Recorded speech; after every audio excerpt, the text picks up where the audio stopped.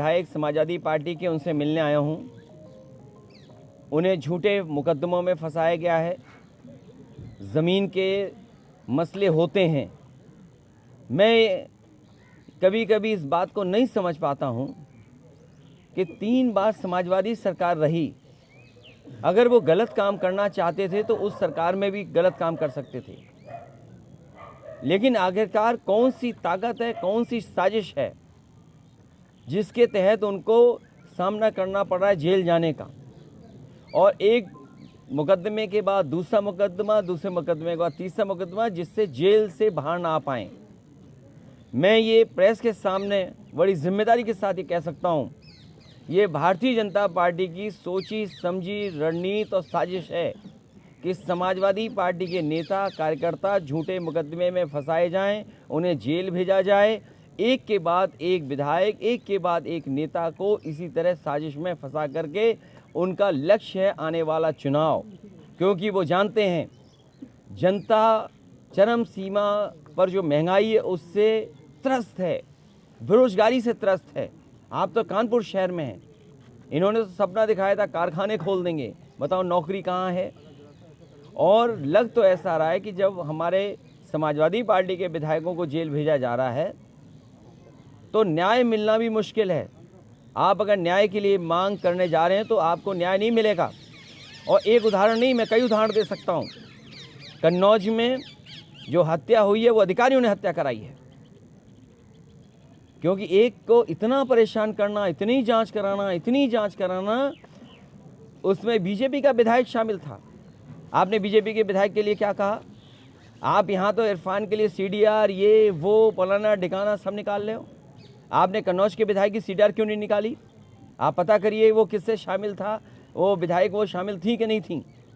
और याद करिए तालीग्राम में जो दंगा कराया था वो विधायक के इशारे पे दंगा हुआ था। तो बीजेपी के लोग कुछ भी कर सकते हैं, बीजेपी के लोग कोई भी कानून तोड़ सकते हैं, वो साजिश षड्यंत्र कुछ भी कर सकते हैं।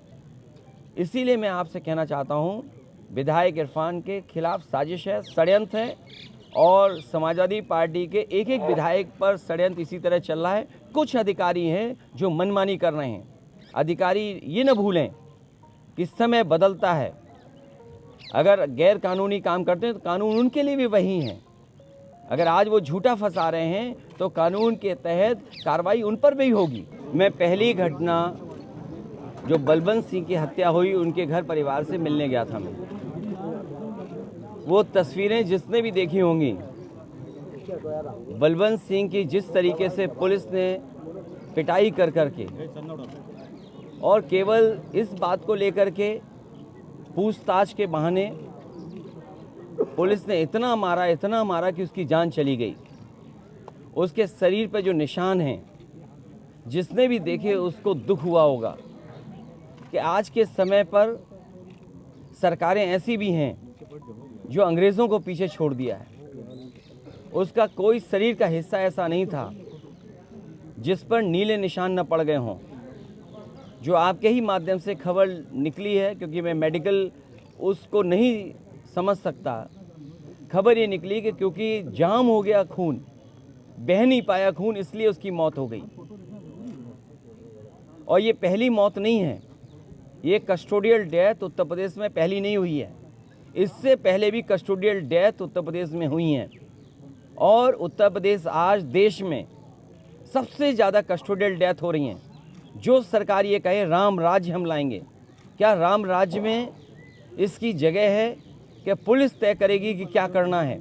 क्या राम राज्य में ये तय करना, पुलिस को खुली छूट देना, ये किसने अधिकार दिए हैं? न केवल बलवंत सिंह की जान, इसी तरह प्रदेश के कोने कोने में मैं जानकारी है, हमें समय समय पे पार्टी के लोग पहुंचे, उन परिवारों से मिलने गए हैं। मैंने मांग की है कि बलवंत सिंह के परिवार को 1 करोड़ रुपए की मदद हो। उनकी पत्नी शालिनी सिंह पढ़ी लिखी हैं, उन्हें सरकारी नौकरी मिले। जांच वो सीबीआई चाहती हैं या सिटिंग जज उनकी निगरानी में जांच हो, उन्हें ज़मीन मिले और न्याय मिले। कम से कम ऐसे दोषी लोग जेल जाएं। जब मैं उनके परिवार से मिला तो उनके परिवार ने ये कहा मुझे, वो थाने पे थे जब उनके परिवार के सदस्य की पिटाई हो रही थी, और जिन्होंने एफआईआर लिखाई थी वो भी ये कहने के लिए तैयार थे कि ये मेरा भतीजा है, इसका नाम गलत आ गया है। 1500 करोड़ का मामला है, प्रवृत्ति, हवाला कारोबार, भूमाफिया जैसे लोगों के हितैषी बन रहे हैं। अच्छा मेरे पत्रकार साथी, तो मैं आपसे जानना चाहता हूं कि मुख्यमंत्री जी ने कौन सी धारा अपने पे वापस ली, बताओ। डिप्टी सीएम ने कौन सी धारा अपने से वापस ली, बताओ। क्या डिप्टी सीएम ने नहीं पर्ची बना करके चंदा इकट्ठा लिया था? आप बताइए, मुख्यमंत्री जी ने कौन से अपने मुकदमे वापस लिए? अगर वो फर्जी थे तो ये भी तो फर्जी हैं। वो कैसे नहीं फर्जी? वो कहेंगे वो फर्जी थे तो ये फर्जी नहीं है, हैं? अरे पुलिस कुछ भी बना सकती है। आप ये बताइए, अखबारों में तमाम बार ऐसी चीजें मिलती हैं कि फर्जी आधार बना लिया, नहीं पकड़े जा रहे क्या लोग? पुलिस कुछ भी कर सकती है, इसलिए आप भी सावधान रहना पत्रकार साथी। जी, प्रयागराज से भी एक खबर आई है कि छात्रों पर पुलिस ने लाठीचार्ज किया है, गोली चला दी है। देखिए दुख है, सरकार, मैं आपसे कह रहा हूँ, आपकी आवाज़ दबाने के लिए सरकार को कुछ भी करना पड़ेगा, वो करेंगे। बलवंत सिंह मार दिया गया, क्या गलती थी बलवंत सिंह की, बताओ। अगर छात्र अपनी मांग लेकर के आए होंगे तो उन्हें लाठी मारी गई, नहीं मारी गई लाठी। नेताजी, विनय पाठक 1500 करोड़ के मामले में अभी तक फरार है, 2 महीने से नहीं पकड़ पाई, क्योंकि वो मुख्यमंत्री जी के करीबी हैं, इसलिए वो जेल नहीं जाएंगे। आपकी सरकार में भी तो कुलपति थे वो? नहीं, कुलपति थे, उनकी सिफारिश ये मत पूछना कि उन्हें वाइस चांसलर बनाने के लिए किस बीजेपी के नेता ने सिफारिश करी थी, बता दी ना वो भी। अब इतनी बड़ी बात मत बताइए, हम बीजेपी वाले जैसे नहीं जांच कर रही है तो क्या लगता है? हैं, हम बीजेपी वाले जैसे नहीं हैं। क्या एसटीएफ उनके खिलाफ पकड़ पाएगी भाई उनको? मैं ये कह रहा हूँ, जो बीजेपी में भ्रष्टाचार करेगा सरकार उसके साथ है। आपके बगल में बुंदेलखंड एक्सप्रेस वे बना, प्रधानमंत्री जी ने उद्घाटन किया, अगले दिन ढह गया, क्या हुई कार्रवाई ये बताइए आप। और अगर ये वाइस चांसलर की आप बात कर रहे हो, हर दिन अखबार में पढ़ने को मिल रहा है। और मैं ये कह रहा हूँ कि भारतीय जनता पार्टी में ही एक हिस्सा इधर एक हिस्सा उधर, वो आप बेहतर समझते होंगे। अच्छा, सफाई को मुद्दा क्यों नहीं बना रही है? मुझे ये बताइए, लखनऊ में एक होटल में आग लगी, लोगों की जान गई, मुख्यमंत्री ने कहा कि इस पे हम बुलडोजर चला देंगे। उस पर बुलडोजर क्यों नहीं चला? क्यों नहीं चला बुलडोजर, बताओ। मैं जो जानकारी रखता हूँ वो यही है कि उन्हें झूठा फंसाया जा रहा है, और लगातार समाजवादी पार्टी के कार्यकर्ता नेताओं को इसी तरह झूठा फंसाने की साजिश भारतीय जनता पार्टी कर रही है। अब उनका बांग्लादेश का रिलेटेड भी लिखा है, बांग्लादेश कनेक्शन भी जोड़ा जा रहा है। ये सब बकवास है, जानबूझ करके सरकार ये फंसाती है, किसी को भी फंसा सकती है सरकार। अरे पत्रकार साथियों, आपको नहीं पता, आपने दाल में नमक बताया था, पानी बताया था, आप किस मुकदमे में जेल चले गए थे? बलिया में। यहाँ पर कौन नहीं जानता है गाड़ी पलटा दी गई थी। मैं तो आज भी कहता हूँ, आज भी गूगल इमेजेस से निकलवा करके देख लीजिए, गाड़ी पलटी नहीं थी, पलटाई गई थी। लेकिन सरकार कहेगी नहीं निकालेंगे। क्यों निकालें हम गूगल इमेजेस? समाजवादी पार्टी इस दिशा में क्या करेगी? समाजवादी पार्टी इरफान सोलंकी और समाजवादी पार्टी के जितने कार्यकर्ता उनके साथ खड़ी है। अच्छा, एक और मामला है, अब आप चूंकि राष्ट्रीय अध्यक्ष है, चाइना को लेकर जिस तरह कांग्रेस कुछ कर रही है। देखिए, और चाइना, सपा ने कहा कि मैं अपने पत्रकार साथी का धन्यवाद देना चाहता हूं कि जब कभी भी कोई बड़ी घटना होगी और सरकार नाकाम दिखाई देगी तो जो पॉलिटिकल पार्टीज़ हैं आवाज़ उठाने के लिए आगे आएंगी, उन्हें किसी न किसी मामले में उलझा दिया जाएगा। अब आपको इरफान को उलझा दिया, आप बात ही नहीं करोगे। आप महंगाई पे कौन पूछेगा? हम अगर महंगाई पे बोलना चाहेंगे तो जनता कहेगी आपका विधायक जेल में और आप महंगाई पे बात कर रहे हो, आपका विधायक पे झूठे मुकदमे लग रहे हैं, आप बेरोजगारी पे बात करोगे। आप सोचिए, अभी फर्रुखाबाद में अग्निवीर की भर्ती हुई, 1,26,000 बच्चों ने फॉर्म भरे, 200 को भी नौकरी नहीं दी सरकार ने। तो सरकार बेरोजगारी पे बात ही नहीं करना चाहती। आपकी तमाम संस्थाएं बेची जा रही हैं, आप उस पर चर्चा नहीं करना चाहोगे? आप इसी में उलझा के रखोगे पॉलिटिकल पार्टीज को, जिससे कि पॉलिटिकल पार्टीज सही मायनों पर, सही मुद्दों पर बहस न छिड़ दें। सदन कितने दिन चलाया? सदन कितने दिन चला? मामला एक है, 1 मिनट, सदन कितने दिन चलाया? सदन 2 दिन चलाया, और 2 दिन नहीं, कुछ घंटे चलाया। जो सरकार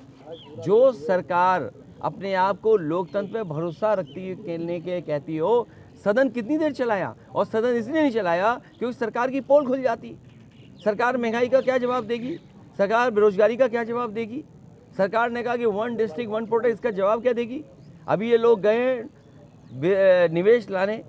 अच्छा, सड़कों पर बिजली का इंतज़ाम ठीक नहीं, कानून व्यवस्था ठीक नहीं, आपका निवेश आएगा? आप झूठे मुकदमे में फंसा रहे लोगों को, आप निवेश ले आओगे?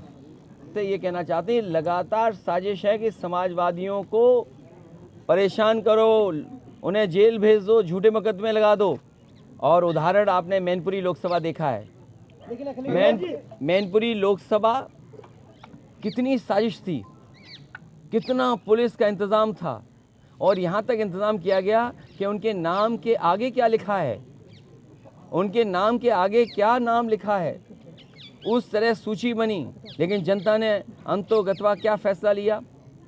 जनता ने यही फैसला लिया कि भारतीय जनता पार्टी को बुरी तरह हरा दिया, क्योंकि आज समाजवादी पार्टी के साथ हर वर्ग के लोग हैं। भारतीय जनता पार्टी ये नहीं चाहती है कि महंगाई पे बात हो, जीएसटी पे जिस तरीके से छापे मारे जा रहे थे, ये हमारे व्यापारी साथी याद रखें, ये केवल चुनाव जो नगर निकाय का आने वाला है इसलिए छापे रुके हुए हैं। लेकिन जैसे ही चुनाव खत्म होगा, ये भारतीय जनता पार्टी चुन चुन करके एक एक व्यापारी को जीएसटी से परेशान करवाएगी, छापा करवाएगी, छापा मरवाएगी। और ये नए तरीके का इन्होंने भ्रष्टाचार का रास्ता निकाला है। ऐसा नहीं लगता इतने सारे मुद्दे हैं, लेकिन सरकार को घेर नहीं पा रहे? पुलिस का कहना है कि इरफान नाम बदल के फरार थे, अगर सही थे तो फरार होने की जरूरत क्या थी? अरे पुलिस से अभी बलवंत सिंह वाला केस नहीं देखा आपने? आपने विकास दुबे का केस नहीं समझा? और एक वो जो घटना हुई है, क्या कहते हैं उसके, एक जो लड़की जेल में है उसके पति का, खुशी दुबे, क्या आपको नहीं पता? खुशी दुबे का क्या दोष है बताओ आप? अरे आधार फर्जी बना के लाई पुलिस, आप कैसे साबित कर दोगे? अरे कमाल है, पुलिस रख देगी वहाँ, तुम्हारे यहाँ रखवा देता। अभी पुलिस चाहे तो आपकी जेब में कुछ रख के यहीं पकड़ ले। लेकिन विकास में तो कई मुकदमे थे, इरफान में तो मुकदमे नहीं। अरे भाई बात मुकदमे की नहीं है, ये मुझे बताओ गाड़ी कैसे पलट गई? अरे आप भी तो पत्रकार थे, आप भी तो गए होगे, आपको जाने दिया गाड़ी के पास? आपको जाने दिया? हमको जान दिया था, गाड़ी तो हमारी बाद में जाने दिया। नहीं नहीं, ये इटावा के इसलिए जाने दिया इन्हें। घेर क्यों नहीं पा रहे हैं? इतने सारे मुद्दे आप लोग सरकार को क्यों नहीं घेर पा रहे हैं? अरे घेर रहे क्यों नहीं घेरे? और हार देखी नहीं आपने मैनपुरी, क्या बुरी हार हुई। इसलिए मैं कहता हूँ जब सरकार नाकाम है तब ऐसे इस तरह के काम करती जिससे झूठे फंसा दें। इन पे बताइए महंगाई का क्या जवाब है, बेरोजगारी का क्या जवाब है, ये कारखाने लगे नहीं उसका क्या जवाब है, बिजली महंगी है उसका क्या जवाब है, आपके खाद नहीं मिल रही उसका क्या जवाब है, जानवर सड़कों पे अभी भी घूम रहे, एक्सीडेंट हो रहा है उनसे, क्या जवाब है सरकार के पास? कोई जवाब हो तो बताओ। इनके विधायक, इनके सांसद इनके सरकार के खिलाफ बोल रहे हैं। आपके ही शहर में, आपके शहर में नहीं हो रहा क्या बताइए? इसीलिए मैंने कहा कि समाजवादी पार्टी तैयार है, समय आने पर आंदोलन के लिए कार्यकर्ता हमारे तैयार हैं। अगले जी पुलिस तो ये पुलिस जो है क्या अलग पुलिस लाए क्या? पुलिस तो वही जो आपको भी दी है। ये आप बेहतर समझते होंगे, पत्रकार भी वही हैं, बस अब खबरें बदल गई हैं।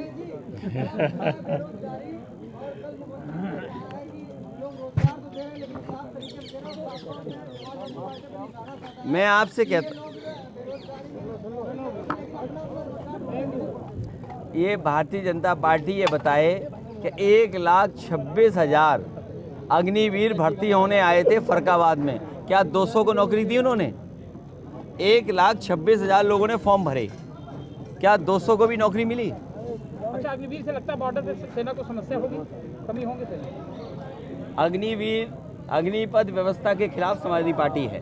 समाजवादी पार्टी चाहती परमानेंट नौकरी हो, जिस तरीके से पहले नौकरी थी वैसी करें। अब कल को इन पुलिस वालों के लिए कर दिया कि भाई 4 साल के बाद आप रिटायर हो गए, तो उनका क्या भविष्य है बताओ आप? अगर अग्निवीर अच्छी व्यवस्था है तो पुलिस में क्यों नहीं व्यवस्था करती है? पुलिस में करके देखे कि कार्यकर्ता मत बनिए। मेरा आपसे निवेदन है, मैं जानना चाहूँ किस चैनल के आप पत्रकार हैं बता दो मुझे।